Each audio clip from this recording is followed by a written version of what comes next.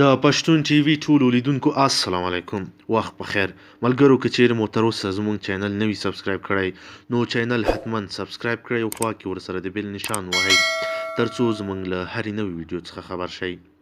د افغانستان کرکټ بورډ عمومي مشر ښاغلي عزیز الله فضلي د غوراوي کمیټې له نوي مسؤل انډي مول سره ناسته وکړه. د کرکټ بورډ مشر ښاغلي فضلي په دغه ناسته کې انډي مولز ته د مبارکۍ ویلو ترڅنګ نوموړی یو تکړه او په کار پوه شخص وباله او په وینا یې له شک پرته تاسو له دې وړاندې هم د افغانستان کرکټ ته د روزنې او نورو بیلابیلو برخو کې ډیر خدمتونه کړي.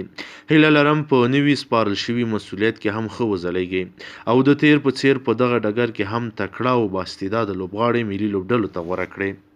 په دغه ناسته کې د غوراوي کمیټې نوی ګمارل شوی مشر انډي مولز هم د کرکټ بورډ له مشرتابه مننه وکړه چې پر نوموړي د غوراوي کمیټې د مسؤل په توګه باور وکړ او زیاته کړه ډیر کوښښ به کوم چې خپل دغه دروند مسؤلیت په ډیره ښه توګه ترسره کړم او هیلهمند یم چې په دغه ډګر کې د غوره استعدادونو پر غوره کولو او رامنځته کولو کې اړین رول ولوبوم.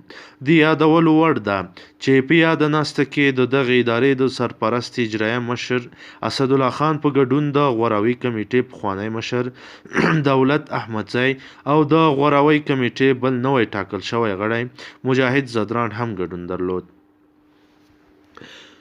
په کرکټ هر څوک پوهیږي او هیڅ څوک هم نه پرې پوهیږي. همدا یوه ستونزه ده. په نړیوال جام کې د افغانستان له وروستیو درې ماتو وروسته ما ان ځینې وزیران، سفیران، وکیلان او سیاستوال هم ولیدل چې پر افغان کرکټ یې نظر څرګند کړی ده. دا کوم عیب نه ده بلکې د نظر د څرګندولو د هر چا حق دی، خو ستونزه دا ده چې په دوی کې ځینې په همدې پلمه خپلې سیاسي عقدې سړوي، په ستونزې کې یوه بله ستونزه پیدا کوي، اوبه خړوي او ماهیان نیسي چې نهایتا د دغه کار زیان افغانستان او افغان کرکټ ته رسیږي. مننه ملګرو.